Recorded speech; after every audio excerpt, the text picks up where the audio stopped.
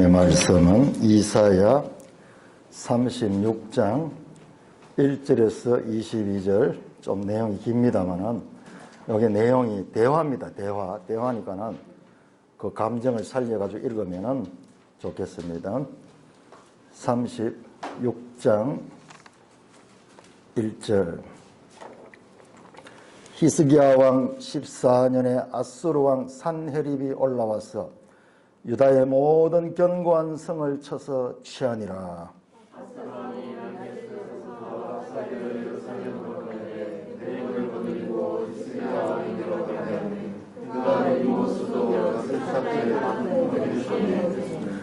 힐기야의 아들 왕궁 맡은 자 엘리야김과 서기관 셈나와 아삽의 아들 사관 요아가 그에게 나아가니라.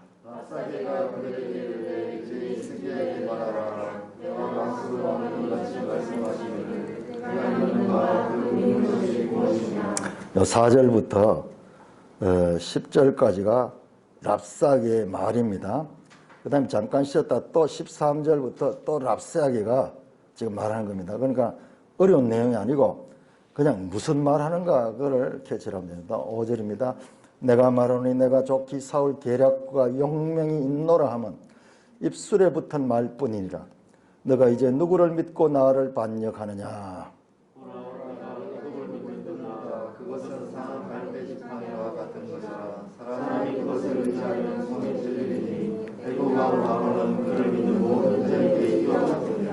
혹시 너가 내게 이르기를 우리는 우리 하나님 여호와를 신뢰하노라 하리라마는 그는 그의 산당과 제단을 히스기야가 제하여 버리고 유다의 예루살렘에 명령하기를 너희는 이 제단 앞에서만 예배하라던 그 신이 아니냐 하셨느니라.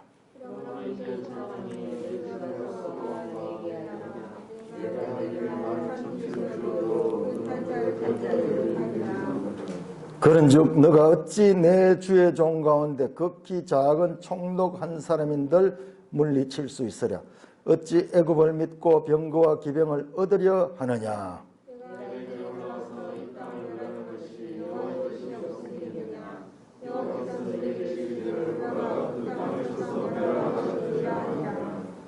이에 엘리야김과 셈나와 요아가 랍사게에 이르되 우리가 아람 방언을 아오니 청하건대 그 방언으로 당신의 종들에게 말하고 성 위에 있는 백성이 듣는 데에서 우리에게 유다 방언으로 말하지 마소서 하니.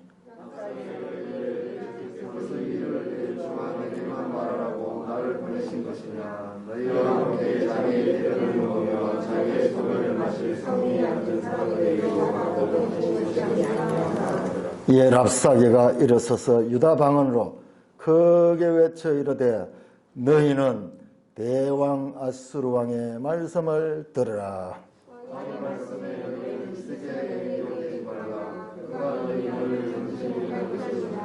히스기야가 너에게 여호와를 신뢰하게 하려는 것을 따르지 말라. 그가 말하기를 여호와께서 반드시 우리를 건지시니 이 성이 아수르 왕의 손에 넘어가지 아니하리라 할지라도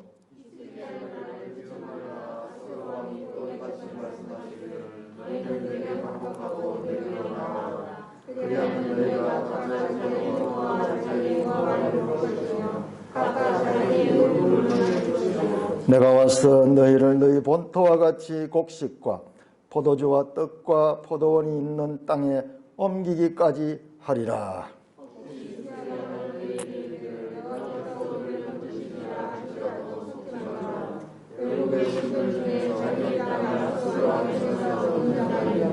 하맛과 아르밧의 신들이 어디 있느냐? 스발와임의 신들이 어디 있느냐?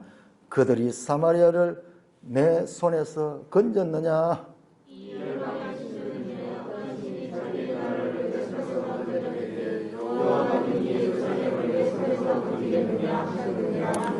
그러나 그들이 잠잠하여 한 말도 대답하지 아니했으니 이는 왕이 그들에게 명령하여 대답하지 말라 하였음이었더라. 그때 힐기야 아들 왕궁 맡은 자 엘리야김과 서기관 셈나와 아삽의 아들 사관 요아가 자기 옷을 찢고 히스기야에게 나아가서 랍사게의 말을 그에게 전하니라.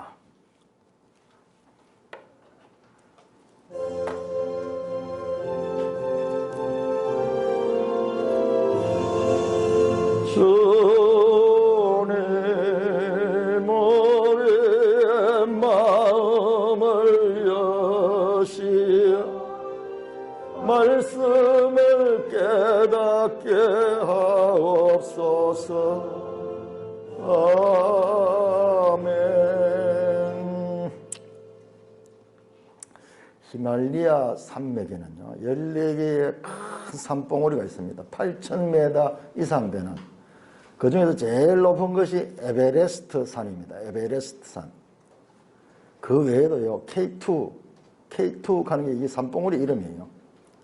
칸젠정과 또는 마나술루 또는 안나푸르나 등과 같이 14개의 8,000m 이상 되는 산봉우리들이 있습니다. 우리 지난 주간에 읽은 이 이사야 내용들은요, 성경의 히말라야 산맥 같은 것이에요. 높은 고봉들의 연속이었습니다. 사실상 24장부터 35장까지가 다 그랬어요. 한 장 한 장이 어마어마한 그와 같은 이 에베레스트산처럼 높은 내용을 품고 있는 그와 같은 것이었습니다. 여러분들이 이 내용들이 지금 2700년 전에 이 기록이기 때문에 우리가 읽고 이렇게 확 와닿지는 않지만 저하간 이 이사야서 어떤 내용이라 하는 정도만이라도 짐작을 해야 돼요. 이 높은 산봉우리는 인생의 근원적인 문제인 사망의 멸망도 볼 수 있습니다. 25장 6절에서 8절에요. 너무 놀라운 말씀이십니다. 만군의 여호와께서 이 산에서 만민에게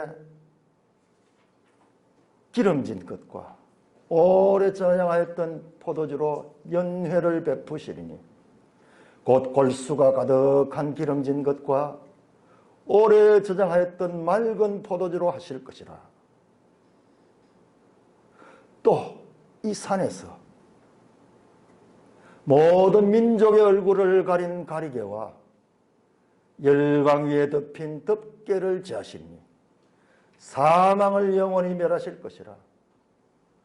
주 여호와께서 모든 얼굴에서 눈물을 씻기시며 자기 백성의 수치를 온 천하에서 제하시리라. 여호와께서 이같이 말씀하셨느니라. 이사야 25장 6절에서 8절. 놀라운 말씀. 우리 인생들이 가지고 있는 한계가 죽음이잖아요. 죽음. 죽음 앞에서는 그 누구도 저항 한번 하지 못하고 다 죽음 앞에 종이 되어서 사망에 굴종할 수밖에 없는 인간의 한계 상황을 깨뜨리고요. 그 죽음 이후에 있는 죽음조차도 멸망시키시는 하나님의 구속에 깊은 뜻들이 한 장 한 장마다 계시되는 거예요. 한 장 한 장마다.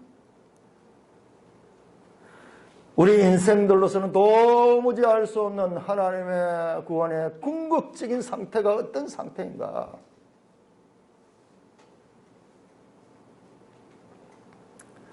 저는 이 2달 동안을 이 이사야 말씀을 한참 올라가면서 그렇게 등산하듯이 한 발자국 한 발자국 올라오면서 높은 산에서 이렇게 내려다 보니까 이사야서가 조금 보여요. 자, 이사야서는 어떻게 구성이 되냐, 아주 특이한 구성을 가지고 있습니다. 자, 1장에서 35장까지 1장에서 35장까지가 신탁 하나님의 말씀, 이사야가 받은 하나님의 말씀을 보여줍니다. 그런데 우리가 지난 주간에 읽었던 36장에서 39장까지는 요거는 역사서예요. 역사서. 히스기야 왕 때 일어난 역사서고, 요번에는 우리 공부를 못하지만 다음번에 아마 기회가 되면은 아마 이 나올 거예요. 40장에서 66장까지. 요것도 신탁이야, 신탁. 하나님이 선지자에게 주시는 말씀이에요. 선지서인데, 이사야서는 대선지서라 그러죠. 선지서 중에서도 가장 긴 그와 같은 거죠. 이사야서가 얼마나 신비한 책인지. 이사야는 1장에서 39장까지 여기까지를 합치면은 이게 구약 39건, 구약 39건 같죠. 구약 39건. 요거 40장에서 66장은 신약 27건, 신약. 요 자체가 66권 성경의 그 구조로 그렇게 되어 있어요. 아니, 그런데 장절은 이게 사람들이 분류했는 게거든요. 원래 없는 거거든요. 그런데 그냥 장을 나눠가지고 이렇게 해보니까 이렇게 나오는 거예요. 이렇게 나오는 거예요. 그리고 그 중간에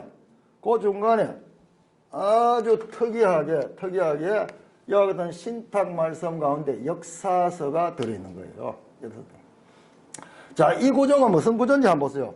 이게 바로 우리가 앞에서 봤던 히브리 문학의 특징, 시편을 하면서 특별히 이 성경이, 구약 성경은 히브리어로 쓰여졌고, 히브리인들의 어떤 그 성향을 담고 있기 때문에, 이게 교차대구잖아요. 교차대구. 신탁 A, 또 신탁 A 다시, 그 다음에 그 중간에 X. 교차대구식, 교차대구. 그냥 봐가지고 알지 못하는데, 등산을 다 하면서 위에서 쫙 내려다보면 이게 보여요. 그러니까는 히브리 문학은 그냥 우리는 지금 이제 현대 교육을 받은 사람들은 거의 헬레니즘, 헬라식 사고에 익숙해서 우리가 공부하고 있는 그게요. 다 그런 이 구조에 있어요. 헬라식 그와 같은 논리 구조를 가지고 공부를 하고 있는데 히브리식은 달라요. 헬라식은 뭐냐? 처음부터 점점 알아들어가는 거예요. 점점 알아들어가서. 그래서 서론, 본론쯤 가면 내용이 거의 이제 나타나고, 그 다음에 결론에 가면은, 그 다음에 이제 딱 정리가 되는데, 이 구조는 그렇지 않아요. 전부 다 봐야 돼. 전부 다 위에서 내려다보고, 그 다음에 요 구조를 발견해, 구조. 그래서,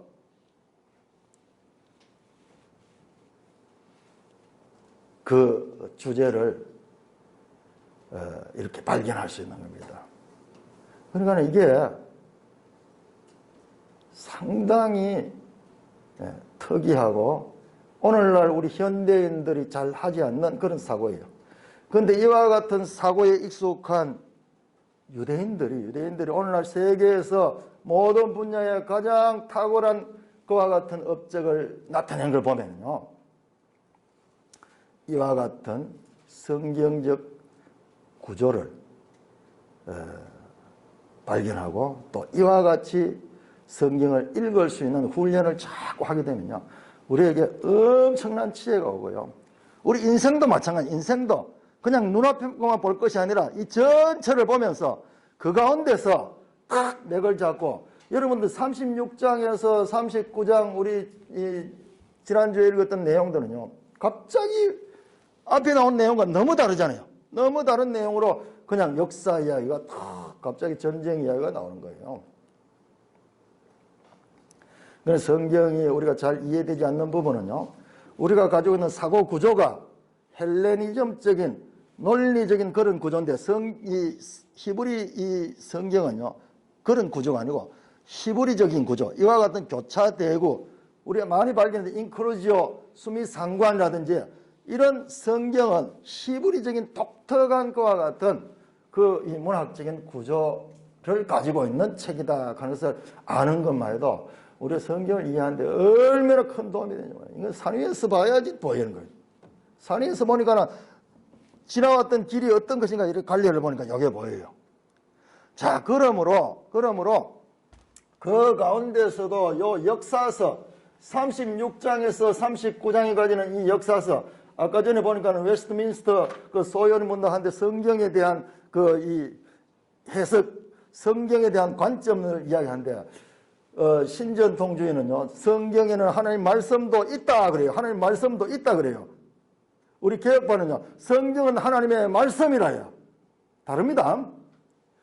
성경에는 하나님의 말씀도 있다 하는 그 입장과 성경은 모두가 하나님의 말씀이라고 보는 입장은 완전히 다릅니다. 그와 같은 입장을 가지거나 자유주의적인 그런 입장을 가진 사람은 이 부분을 이해가 안 되는 거예요. 갑자기 장르가 너무 달라져 버리고, 이건 시적으로 되어 있고 이건 산문적으로 되어 있고 내용도 너무 차이가 나니까는 여기 대해서 바른 해석이 안 나오니까는 뭐라고 이야기했냐, 성경이 봐라 이렇게 일관성이 없고 이 이사야서는 이런 문제가 많다. 이사야서는 이와 같이 일관성이 없는 그와 같은 책이다. 그렇게 해석을 해버립니다. 그 성경에 대해서 계속 그분들은요, 성경의 오류를 자꾸 발견해내요. 오류를. 자, 그분들의 말씀을 들으면 그래 보여요. 그래 보이는데 여러분들 오늘 이 설교를 들어보시면요, 우리 개혁파의 성경관이 얼마나 위대한 것인지 알게 될 것입니다. 자, 1장에서 35장까지의 주제가 무엇이냐, 주제가 뭐냐, 여러 내용들이 나왔지만 핵심 주제는 자, 2장 22절에 나옵니다. 2장 22절 한번 찾아보세요. 2장 22절.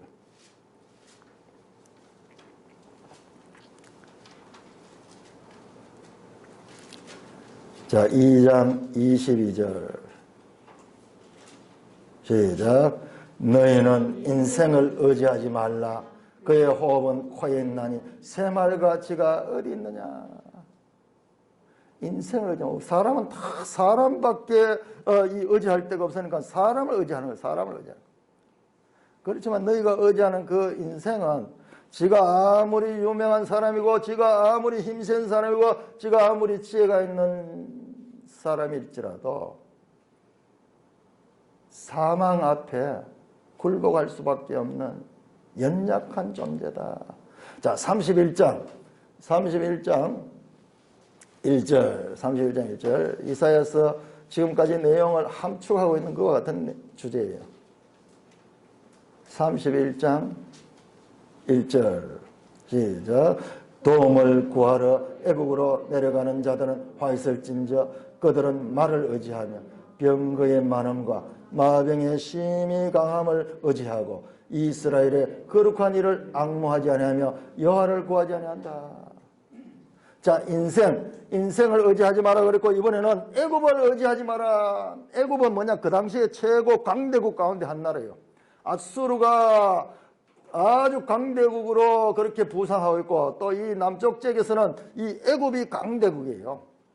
그때 이 히스기야 때는 히스기야는 이 애굽을 동맹국으로 삼고 저 아수르를 애굽과 연합해서 저 아수르를 치려고 그렇게 생각하고 있습니다.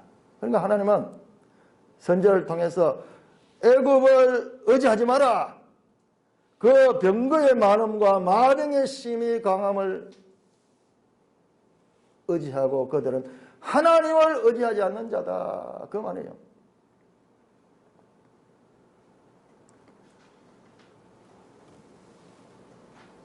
자, 그렇다면은 이 1장의 35장의 주제가 사람을 의지하지 말며 강대국을 의지하지 말고 오직 하나님을 의지하라. 그와 같은 주제라면은 자, 여기 36장에서 39장은 그러면 어떤 그와 연관성이 있을까? 여러분 한번 보세요.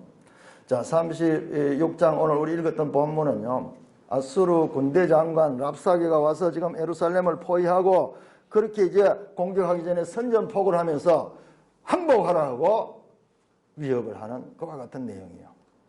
그런데 그 가운데서도 여러분들 공통적으로 나오는 단어가 뭐냐 그러면 단어가 의지하는 게 뭐냐 그러면 믿는 거예요. 믿는 것. 신뢰하다, 의지하다, 믿다. 이게 같은 말입니다. 같은 말입니다. 이게 헬라어로 히브리어로 바타흐라는 거.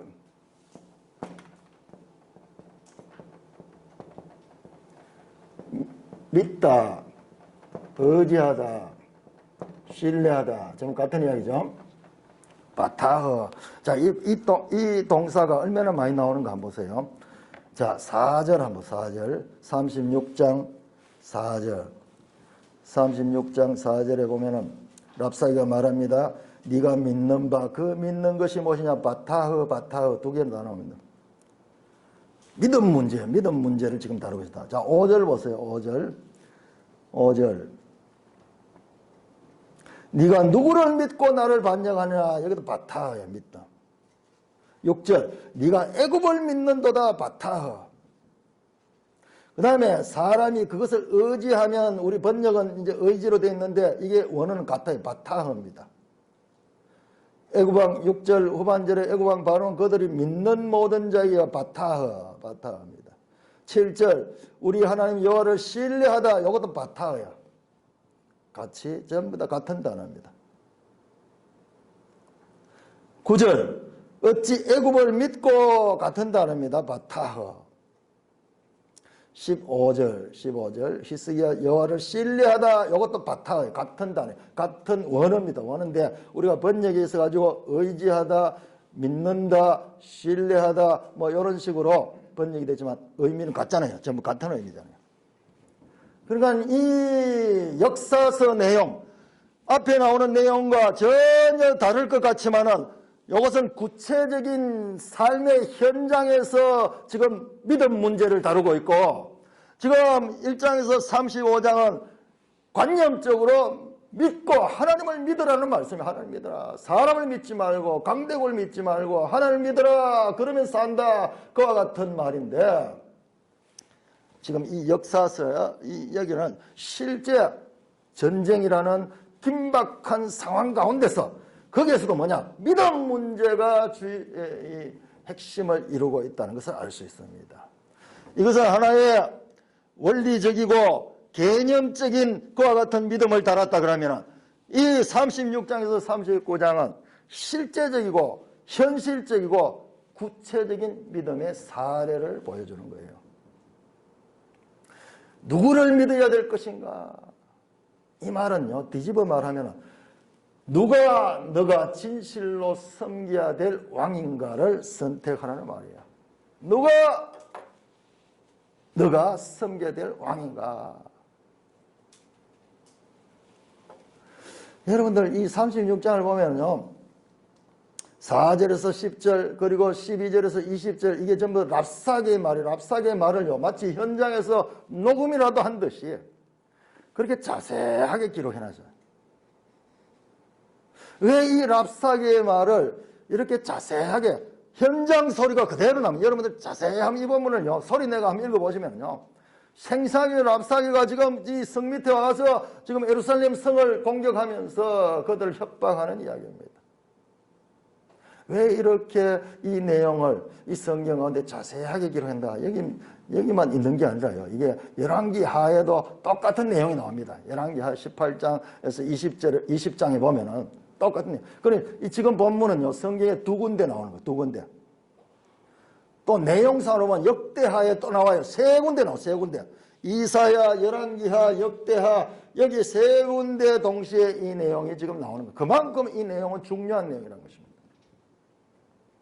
왜 랍사게의 말이, 적군의 이 군대 장관의 말을 이렇게 자세하게 기록했는가? 그거 보면요, 이것은 랍사게라는 사람을 통하여 뱉는 이 말이요, 저와 여러분들의 삶의 현장에서 사업하는 분들은 그런 이야기 하잖아요. 사업 그 자체가 전쟁터다. 전쟁터다. 우리가 살아가는 자체가 전쟁터다. 그 절박한 전쟁터 생사가 갈려가는 그 현장에서 어떻게 마귀가 우리의 믿음을 흔들고 있는가? 저와 여러분들 삶 가운데서도 끊임없이 마귀는 우리에게 공개하는 뭐냐? 믿음 문제를 다루고 있습니다. 믿음이 없는 사람은요, 그 대상이 아니에요. 전부 다 마귀 편이에요. 마귀 편이에요. 그러나 믿는다 하는 사람들이 과연 믿음이 있는가? 그 믿음을 흔드는 그 이야기들이에요.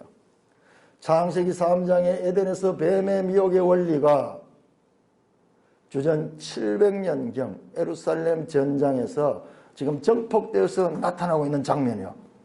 창세기 3장에 짤막하게 기록된 그 뱀이 하와를 미혹하는 그 장면이 이제 이것이 이 예루살렘 전쟁터에서 기원전 700년에 있었던 그 내용을 더 정폭해서 더 자세하게 설명하고 있는 것입니다. 자, 랍사게는 먼저 자기 이 왕을 갖다가 대왕 아수르라고 말합니다. 대왕 아수르 왕 4절에 나오죠. 그리고 13절에도 보세요. 13절에도 너희는 대왕 아수르의 말씀을 들으라. 샤마 들으라 이스라엘아 여호와의 말씀을 들으라 이렇게 나오는데 여기는 반대예요. 대왕 아수르의 말을 들으라. 샤마 8절에 보면 내주 아수르 왕은 내주 대왕은 왕 중의 왕이에요. 왕 중의 왕. 아수르 왕은 단지 한 나라의 왕이 아니라 왕들 중의 왕, 즉 대왕입니다. 그레이트 킹. 우리나라에는 대왕이라는 이름 붙이는 분이 딱 한 분 계시죠. 세종대왕 그렇게 해요. 세종대왕. 그는 많은 봉신왕들을 지배하는 종주왕입니다. 아수르는 많은 속국을 가지고 있어요. 천하에서 가장 위대한 왕은 누구냐? 산헤립 아수르의 대왕이 천하의 왕 중의 왕이다. 그렇게 선포합니다. 이와 반대로요. 랍사게 이야기를 보면은 4절, 7절, 14절, 15절, 16 히스기야 나오는데 히스기야는 왕이라는 이름도 붙이지 않아요. 그냥 이름만 부릅니다. 이렇게 그들의 대왕 아수르와 아수르의 대왕 산헤립과 그리고 유다 왕을 대조하면서 너희가 믿어야 될 대상은 이 아수르 왕이다. 산헤립이다.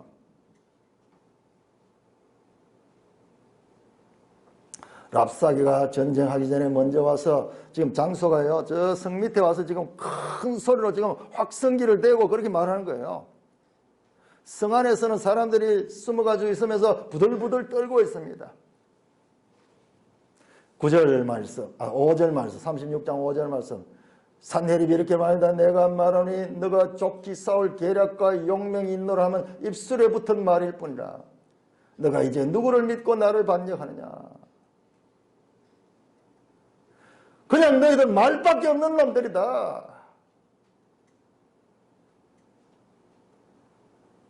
하나님 믿는다 하고 또는 뭐 이 애굽을 믿는다 하지만 그건 말밖에 없어. 그건 아무 힘이 없는 거야. 그러면서 그들의 믿음을 흔들어제끼면 흔들어진 거야. 그리고 내 주 대왕 아수르의 말을 듣고 순종하고 히스기야나 여호와의 말을 믿지 말라. 믿지 말라. 듣지 말고 믿지 말라. 그렇게 가르쳐요. 따르지 말라. 15절에 15절에 히스기야가 너희에게 여호와를 신뢰하게 하려는 것을 따르지 말라. 그가 말하기를 여호와를 반드시 여호와께서 우리를 건지시리니 이 성이 아수르 왕의 손에 넘어가지 아니하리라 할지라도 히스기야 말을 듣지 말라. 적극적으로 믿음을 갖지 말라고 그거는 흔들어 제낍니다. 처음부터 믿음을 지금 가지고 흔들어 믿음을 가지고 한답니다. 뿐만 아니라 랍사게는 역사적인 실례를 들어서 유대인들의 믿음을 꺾어버립니다. 18절에서 20절이 그거예요. 18절에서 20절. 18절에 20절 이 내용을 여러분 알려고 하면요. 우리 지도책을 한번 내보세요. 지도책 211쪽 211쪽 펴보세요.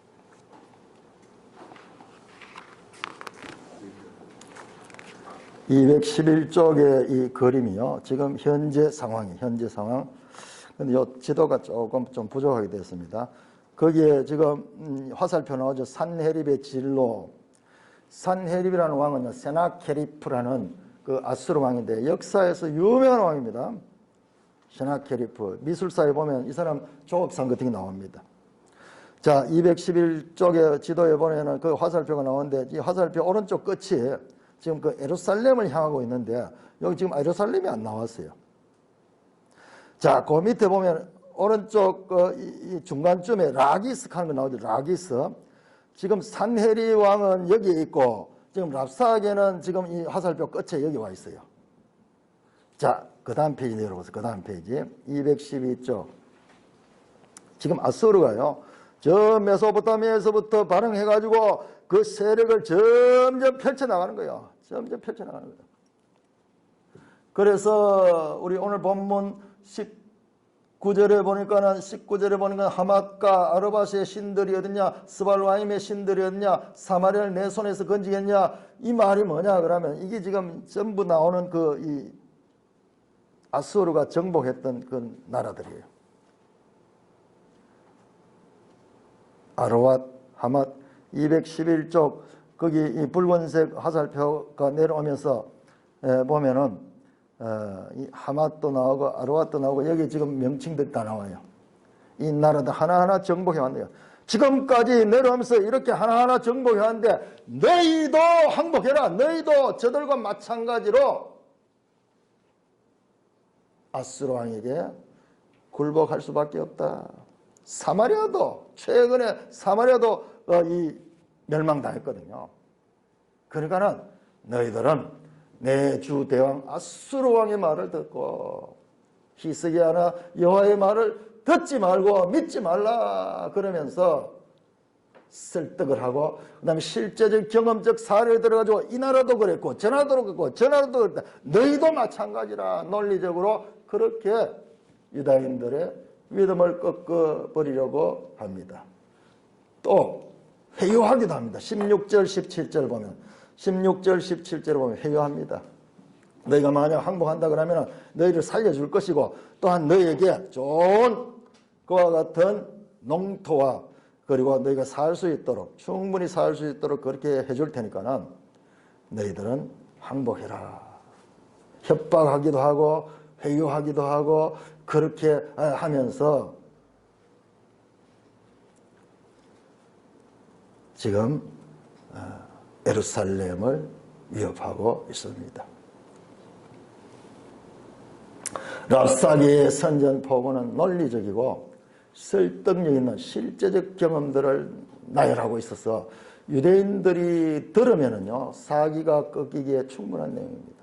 여러분 이 부분을 자세히 한번 다시 한번 읽어보세요. 읽어보면 사탄이 우리한테 와가지고 우리의 믿음을 흔들 때 딱 랍사기 같이 이렇게 해요. 논리적이고 합리적이고 경험적이고 그리고 회유하기도 하고 이렇게 하면서요. 내가 잠시만 여기에서 이 순간을 모면하면 되잖아. 잠시만 그러면서 이 타협하도록 그렇게 하기도 합니다. 그런데 히스기야는 21절에 보면은 그 백성들에게 어떻게 명령했냐 그러면은 21절에 보니까 그러나 그들이 잠잠하여 한 말도 대답하지 않았다. 지금 랍사기가 밑에 와서 그렇게 떠들어도 그 백성들에게 명령했습니다. 절대로 거기에 참견하지 말고 가만히 있어라 말합니다. 히스기야의 이 행동은요, 여러분들 30장 한번 찾아보세요. 30장. 우리 앞에서 나왔던 내용. 자, 이 역사서 내용 있죠? 36장, 39장에 있는 이 역사서 내용은 이 앞에 나오는 내용과 다 연관이 있습니다. 이 구조를 발견하면 너무 놀라워요.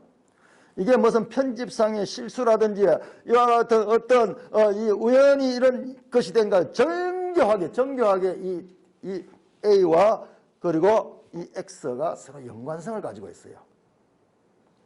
30장 15절에 살 수 있는 길이 이렇게 나옵니다. 주 여호와 이스라엘의 거룩한 일과 이같이 대답하되 너희가 돌이켜 조용히 있어야 구원을 얻을 것이고 잠잠하고 신뢰하여야 힘을 얻을 것이다. 지금 이 말씀을 붙들고 있는 이 말씀을. 그래서 말하지 말아요.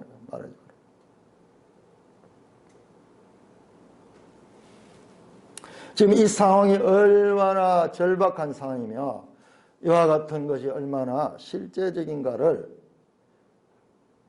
역사의 기록에 남아 있습니다. 여러분 지도 193쪽을 열어봐요. 193쪽. 이 지도책은요 너무나 귀한 책이에요. 이걸 제대로 활용만 하면 어마어마합니다. 자, 193쪽에 보면 이때 장면을 193쪽 이 한 중간 부분에 보세요. 중간 부분에 보면은 거기 그림 사진 그 밑에 보세요. 지역의 여러 나라들도 유다왕 히스기야의 쥐 아래 발람이 가는 산헤립은 이 아수르 왕이거든요. 산헤립은 바벨론을 굴복시킨 뒤 서쪽으로 눈을 돌렸다. 그러면서 쭉 읽어 내려오면 지금 그 내용이요. 자, 밑에서 둘, 넷, 여섯, 여덟, 10제쯤 되는 11째 줄이가 11째 줄 보세요. 거기 보면은 아수르 문헌이 아수르의 돌판에다 기록해놓은 이 기록에 보면 이게 나와 있어요. 아수르의 문헌은 이때 히스기야가 새장 안에 든 새처럼 성 안에 갇혀 있었다고 기록하고 있다. 요 산헤립 때에 기록에 보면 산헤립이 전공을 세웠던 이야기를 막 기록해 놨겠죠. 우리나라도 보면은 뭐 광개토왕비라든지 장수왕비, 전쟁의 승리 업적들을 기록해 놓거든요. 여기도 산헤립의 업적들을 기록했는데 여기에 유다 이야기 유다 나오는데 거기에 히스기야가 어떻게 됐냐? 산헤립에 의해서 새장 안에 든 새처럼 성 안에 갇혀 있었다고 기록하고 있습니다. 새장 안에 든 새처럼. 지금요 하나하나 정복 다 해가지고 지금 오고 있는 길이에요. 그래서 지금 새장 안에 든 새처럼 그렇게 기록이 절박한 상황에 있다고 말하는 겁니다. 여러분 이 내용하고요. 자, 우리 1장 한 차, 1장 이사야 1장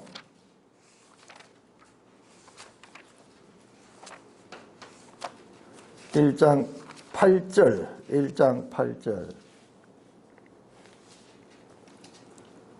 1장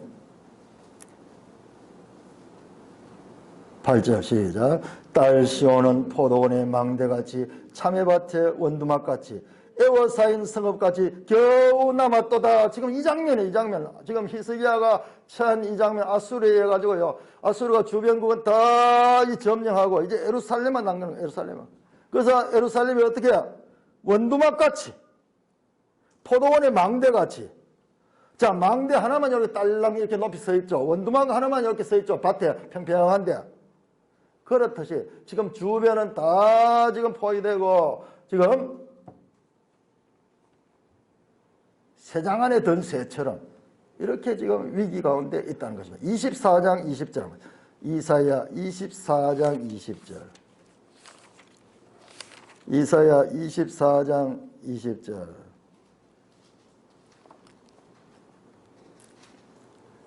지금 이 히스기야의 상태를 문학적으로 표현한 건데입니다.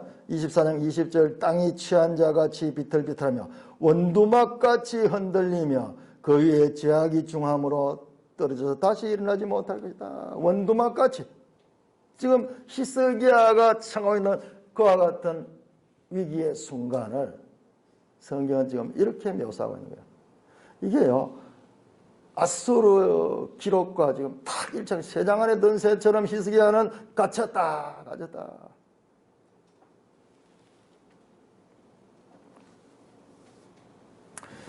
36장에서 39장 이 내용은 말씀드렸죠. 우리 한번 찾아볼까요? 열왕기하 18장을 한번 찾아요. 열왕기하 18장.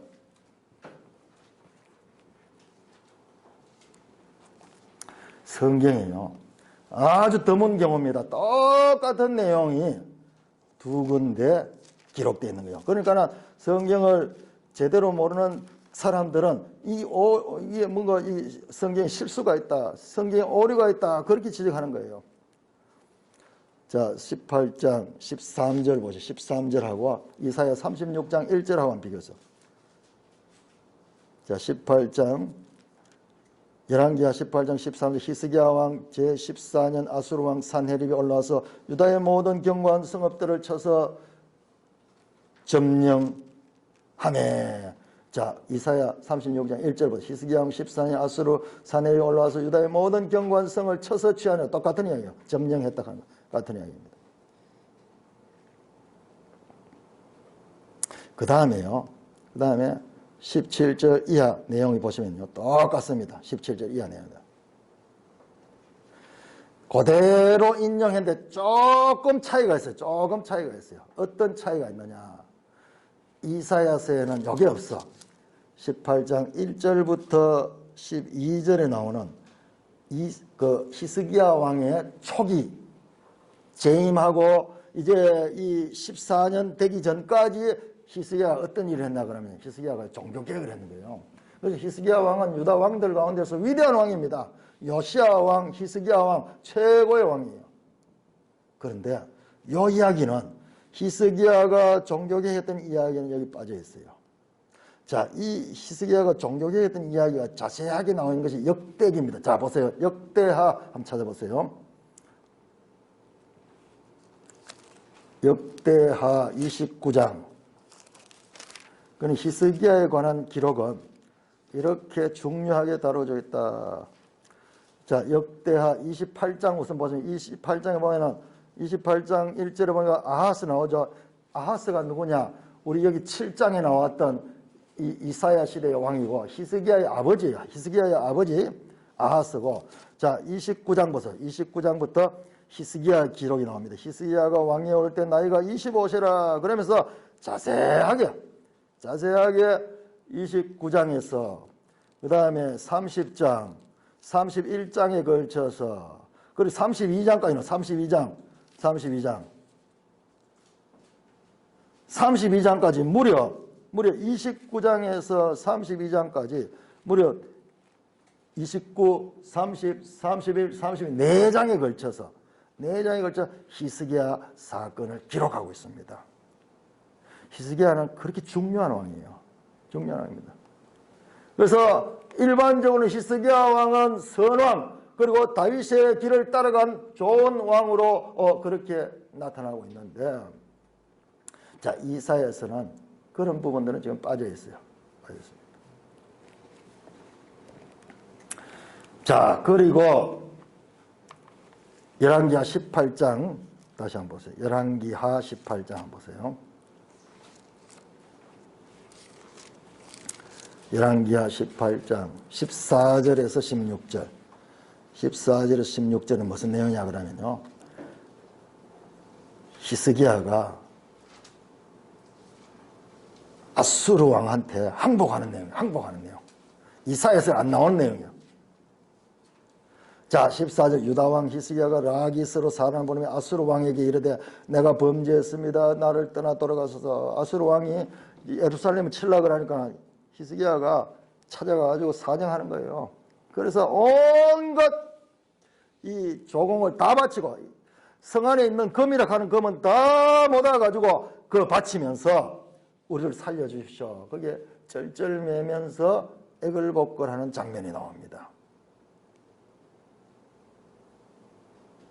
오, 히스기야한테 이런 면이 있는가? 이 성경이에요. 성경은요, 있는 그대로 표현합니다. 왜 똑같은 내용인데 나머지 똑같은데 이 부분은 지금 빠져있고 이 부분만 빠지고 그 내용이 똑같은가? 지금 이사야와 이 역사서는요 같은 내용이지만은 지금 표현하고자 하는 내용이 있다는 거예요. 지금 이사야에서는 히스기야의 믿음으로 어떻게 그 위기를 극복했는가, 이것을 극대화시켜서 보여주려고 하는 거예요. 자, 이 주제와 연결되는 거 1장에서 35장에 하는 건 하나님을 믿는 자, 강대국을 믿지 않고 사람을 믿지 않고 하나님을 믿는 자, 그 하나님을 믿는 자 구체적인 역사적 신뢰로서 히스기야 지금 모델을 지금 보여주는 거예요. 그렇기 때문에 여기에서는 지금 히스기야의 약한 부분들은 지금 빼고 지금 그거 보여주는 거예요. 그런데 여러분들 38장 39장에 보면요, 요 안에 들어가서 역사서 안에 38장 39장에 히스기야의 약한 면이 나옵니다. 믿음 없는 히스기야 두 면 나와요.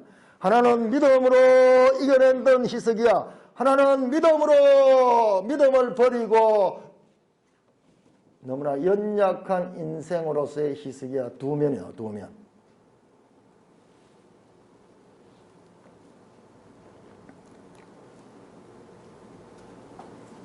그래서 이 36장에서 39장이 가지는 의미가요, 아주 중요합니다. 아주 중요합니다.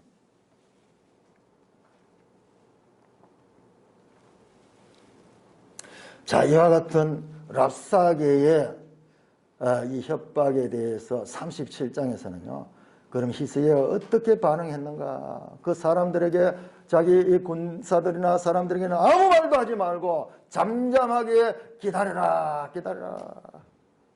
창세기 3장에서 사탄이 와서 이렇게 랍사개처럼 말을 걸 때요, 하와는 그와 더불어서 말을 섞으면서 거기에 넘어졌습니다. 그러나 지금 히스기야는 그 백성들에게 잠잠히 있어라, 가만히 있어라, 가만히 있어라. 그래서 지금 이 위기를 넘기고, 자, 37장 우리 교독하겠습니다. 여기엔 주로 지금 이사야와 히스기야와 그리고 하나님의 말씀이 나옵니다. 자, 36장에는 적장 랍사기에 위협하는 말들이 나왔고, 자, 37장에는 이제 거기에 대한 히스기야의 반응입니다. 교독합니다. 읽으면서 그대로 뜻을 여러분들이 이해를 하는 게 좋습니다. 자, 37장 1절. 히스기야 왕이 듣고 자기의 옷을 찢고 굵은 베옷을 입고 여호와의 전으로 갔고,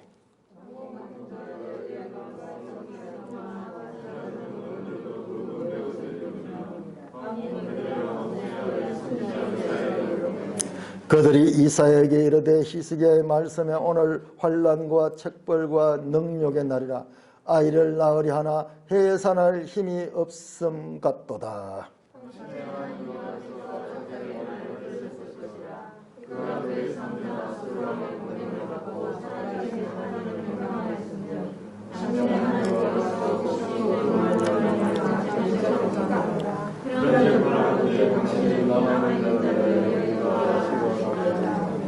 그리하여 히스기야 왕의 신하들이 이사야에게 나아가매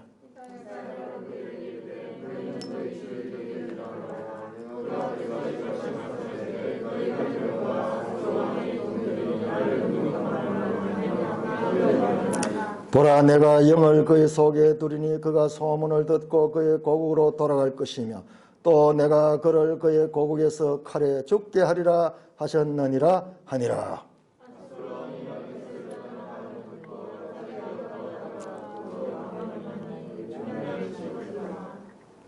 그때 아수르 왕이 구스 왕 디르하가의 일에 관하여 들은즉 사람들이 이르기를 그가 나와서 왕과 싸우려 한다 하는지라. 이 말을 듣고 사자들을 히스기야에게 보내며 이르되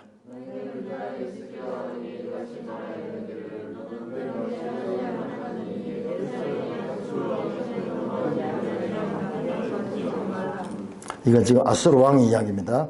아수르 왕들이 모든 나라에 어떤 일을 행하였으며 그것을 어떻게 멸절시키는지 내가 들었으리니 너가 구원을 받겠느냐.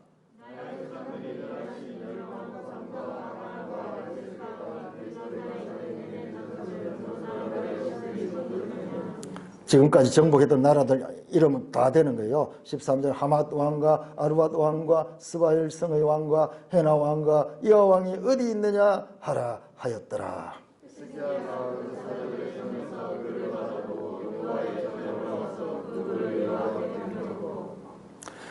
여호와께 기도하여 이르되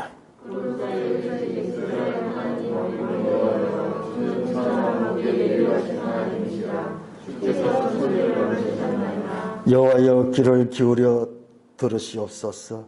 여호와여 눈을 뜨고 보시옵소서.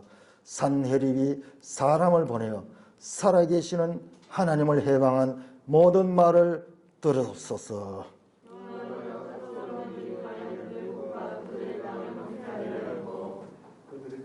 그들의 신들을 불에 던져 싸우나 그들은 신이 아니라 사람의 손으로 만든 것뿐이며 나무와 돌이라. 그러므로 멸망을 당하였나이다. 우리 하나님 여호와여 이제 우리를 그의 손에서 구원하사 천하 만국이 주만이 여호와이신 줄 알게 하옵소서 하니라. 여기 마지막이에요. 이 히스기야의 기도가 16절에서 20절. 여러분 히스기야 기도를 자세히 한번 보세요. 지금 문제는 현재 적국이 와서 그 나라가 절체절명의 위기에 있는 거죠. 근데 기도 내용만 그 내용이 없어요. 하나님에 대한 그는 이렇게 말합니다. 하나님 만군의 여호와여 주는 천하 만국의 유일하신 하나님이다. 하나님은 유일신이라는 것을 선포합니다. 두 번째로 주는 천지를 만드셨다. 창조주 하나님을 선포합니다. 17절에서 여호와는 귀를 기울여 들으소서 눈을 뜨고 보시옵소서. 눈이 있어도 보지 못하고 귀가 있어도 듣지 못하는 우상이 아니고 하나님은 누구냐? 살아계신 하나님, 살아계신 하나님. 17절. 19절은 그들의 신들은 우상이고 그들의 신들은 아무것도 아니다 하는 것을 지금 말합니다. 20절에서 하나님이 누구신가? 하나님은 구원자시고 천하 만민이 만국이 주만이 여호와이신 줄 알게 하옵소서. 그렇게 기도합니다. 자, 히스기야의 기도를 잘 보세요. 지금 내 문제 해결해 주시옵소서. 지금 이 어려운 난국을 극복하게 하셔서 적군들을 물리쳐 주소서 하지 않습니다. 하나님이 누구신가? 하나님에 대한 바른 지식을 가지고 그 하나님을 바르게 선포하며 그 하나님의 뜻에 맞는 기도를 하고 있는 것입니다.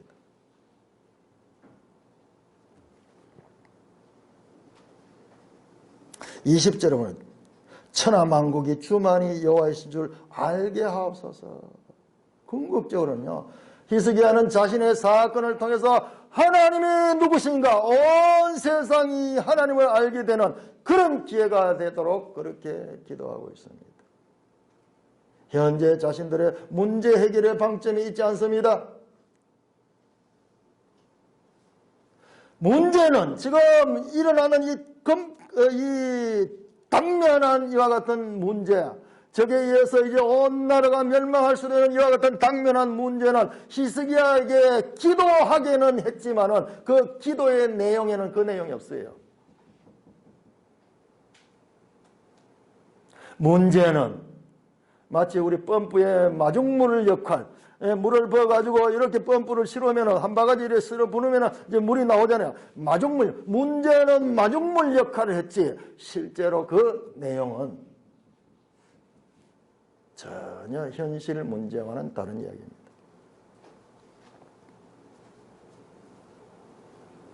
우리 인생들은 연약하기 때문에 처음에 문제를 만나야 하나님을 찾습니다. 이런 문제가 없으면은 우리는 하나님을 찾지 않아요. 그래 부패하게 돼.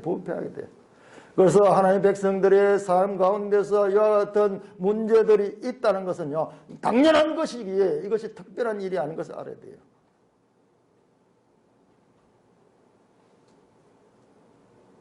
현재 절박한 문제는 히스기야를 기도의 자리로 나오게 했지만 그 기도의 자리에 선 히스기야는 하나님이 누구신가를 바르게 선포하고 하나님에 대한 바른 지식을 가지고 하나님의 뜻에 맞는 기도를 하고 있습니다. 궁극적으로는요, 천하 만국이 주만이 여호와이신 줄 알게 하옵소서. 여러분 앞에 나오는 랍사게 한번 보세요. 랍사게는 군대 장관이거든요. 계속 랍사기가 나타나는 거야. 우리 대왕 아수르 왕, 우리 대왕에게 굴박하라. 자기 대왕을 높이는 거예요. 마찬가지로 하나님께서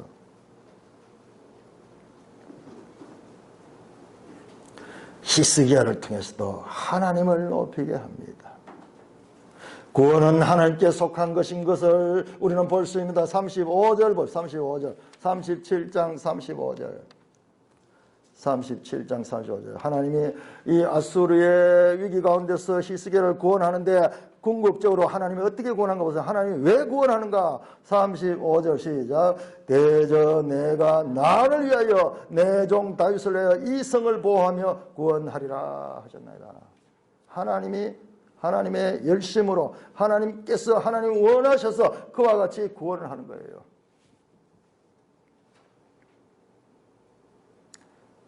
오늘 우리가 성찬할 때 보았듯이 저 대왕이라고 높이며 당대 최강자였던 그 아수르 왕은 하나님의 대적이 되지 못합니다. 그는 하룻밤 사이에 그 막강한 군대가 전멸하고 맙니다. 이 36장 30장 기사를 통해서 아수르 왕이 왕 중의 왕 종주왕이 아니라 참으로 그 아수르 왕은 하나님 앞에 무력할 뿐이고 참으로 왕 중의 왕은 하나님이시다. 산헤립조차 하나님이 누구신가를 드러내는 그와 같은 도구로밖에 사용되지 않는다는 것을 알려주고 있습니다. 자, 우리 매일 성경 해설 가봅시다. 해설.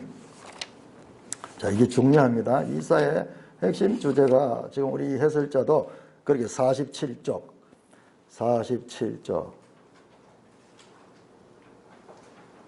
자, 이사야서에 하나님의 경영 원리가 나오습니다. 하나님의 경영 원리가 나오는데 그 기본이 하나님 경영 원리를 지금 딱 정리한 게 47쪽에 하나님의 계획, 네 번째 하나님의 계획.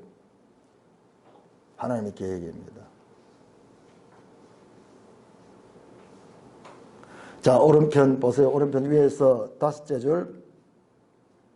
여호와가 사용하는 도구에 불과하다. 앗수르는 세상을 경영하시는 여호와가 사용하시는 도구에 불과하다.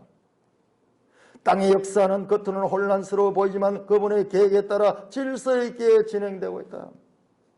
앗수르의 원정과 놀라운 승리도 여호와의 결정에 따른 것이었다. 하늘의 왕이신 여호와께서 세우신 계획에 따라 먼저 앗수르를 통해 당신을 배반한 이스라엘과 유다를 징계하시고 뒤이어 자신의 한계를 모르고 절대 권력을 주장하는 앗수르를 벌하시는 것이다. 이게 하나님의 경영 원리가 쭉 나와 있어요. 앗수르가 예루살렘에 원정을 오는 것도, 예루살렘이 앗수르의 군대의 포위공격 함락 일보 직전까지 내몰리는 것도, 앗수르의 갑작스러운 철건으로 예루살렘이 구원을 받는 것도 모두 그분의 계획에 따른 것이다. 땅은 강자가 지배하는 정치 권력의 각축장이 아니라 민족들의 운명을 결정하고 역사를 경영하시는 여호와의 의지가 실현되어가는 무대다. 이게 이사야서의 핵심 메시지예요. 핵심 메시지. 13장에서 23장까지 열방에 관한 선언도 쭉 나오고 다 해서 궁극적으로 이거예요. 하나님이 누구신가? 세계를 경영하시는 분이고 우리 눈에 볼 적에 앗수르가 그 당시에 최고 강자로서 세상을 쥐고 흔드는 것 같지만 그도 하나님 앞에는 무력한 하나의 도구에 지나지 않는다는 말씀을 선포하는 것이 이사야가 전가하는 핵심 메시지라는 말씀입니다. 사랑하는 형제 자매 여러분, 우리는 2달 동안 이사야서를 1장에서 39장까지 공부했습니다. 제가 이 내용들을 한 장 한 장 새벽 시간에 다 설교했기 때문에 여러분들이 찾아서 들었어요. 지금 이건 높은 에베레스트 저 고봉들을 지금 지나고 있는 것들이기 때문에 그냥 읽어가지고 잘 깨닫기 힘들어요. 그 가운데서도 이 구조를 봤죠. 이 구조. 전혀 장르도 맞지 않고 문맥도 어울리지 않고 전혀 생뚱맞은 것 같은 이 기사가 왜 여기 있는가, 그 이유가 분명히 드러납니다. 관념적인 그와 같은 가르침이었고 이거는 실제 현장, 사업 현장에서 저와 여러분들의 삶의 현장, 가정에서, 직장에서, 일터에서 일어나고 있는 인간관계 가운데서 인한 현실 당면한 문제들을 지적하는 거예요. 하나님 말씀은 그냥 관념적이지 않습니다. 그냥 도덕적 교훈에 머무는 것이 아니라 실제적이고 구체적이고 현실적인 것이라는 것을 지금 36장에서 39장에 있기 때문에 분명히 우리에게 그 하나님을 어떻게 의지할 것인가를 구체적으로 말씀하는 거예요. 그러면서도요, 38장, 39장은 실망스러워요. 위대한 믿음의 사람 히스기야가 너무나 약한 모습이에요. 그 내용은요, 그럼에도 불구하고 히스기야는 죄인이고 부족한 인간이야. 히스기야조차도 믿지 마라. 히스기야 믿는 하나님은 믿을진데 히스기야가 아무리 믿음의 인물이었다 해도 그는 잠시 하나님께서 붙들어 줄 때는 믿음이 있지만 그렇지 않을 때는 그도 필부에 지나지 않습니다. 이사의 핵심 주제는 과연 누구를 믿을 것인가 라는 것인데, 이것은 다른 말로 하면 누가 왕이며 그 왕을 믿는 자가 살게 될 것인데 그 왕이 누구냐는 말입니다. 앗수르의 왕이냐 애굽의 왕이냐, 세상은 그것밖에 알지 못합니다. 미국이냐 중국이냐 이 세상 지금 오늘날 어느 편에 붙어야지 살 수 있는가? 그거밖에 세상은 알 수 없지만은 우리는 성경을 통해 하나님이 왕이시며 그분만을 의지하는 길이 구원의 길임을 제시하고 있는 것입니다. 오늘 이 본문도 그 범주 속에 속하고 있습니다. 2700년 전 예루살렘 윗못 수도곁 세탁자의 밭 큰 길 36장 2절 한번 36장 장소가 나옵니다. 윗못 수도곁 세탁자의 밭 큰 길. 여러분 혹시 이거 본 적 없습니까? 이것은요 바로 7장 3절에 나왔던 같은 장소야. 히스기야의 아버지 아하스가 이사야가 여기서 만나서 하나님의 말씀을 전했는데 그때 그 말씀을 거부했던 장소입니다. 아하스가 거부했던 그 장소에 이제는 적게 군대 장관이 와서 그 자리를 차지하고 지금 하나님의 백성을 공격하고 있는 것입니다. 랍사게의 말을 통하여 마귀가 어떻게 우리에게 접근하여 우리의 믿음을 무너뜨려 하는 것을 우리는 보았습니다.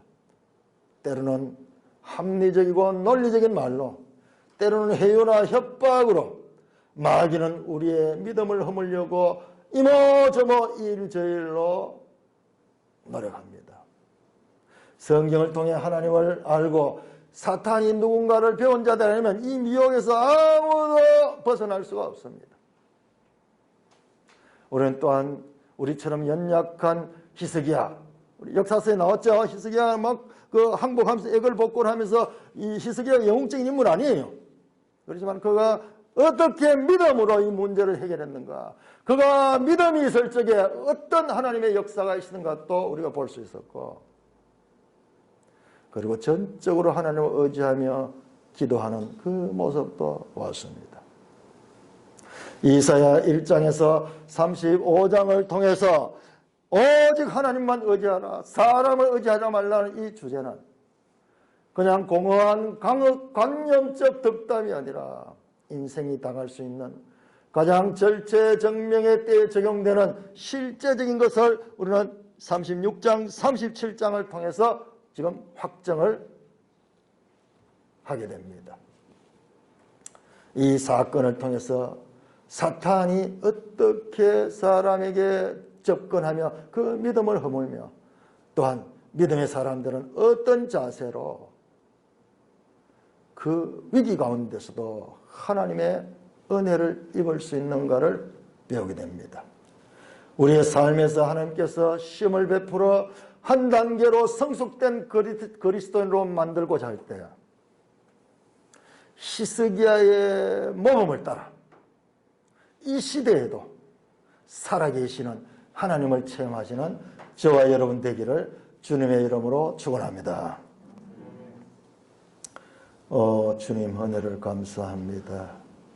하나님께서 2700년 전 이스라엘 예루살렘에서 일어났던 그 아수르와의 전쟁 사건을 통하여 또 그 시대의 선지자 이사야를 통하여 주시는 말씀이 오늘 우리에게도 동일하게 적용되는 말씀임을 알게 하시니 감사를 드립니다.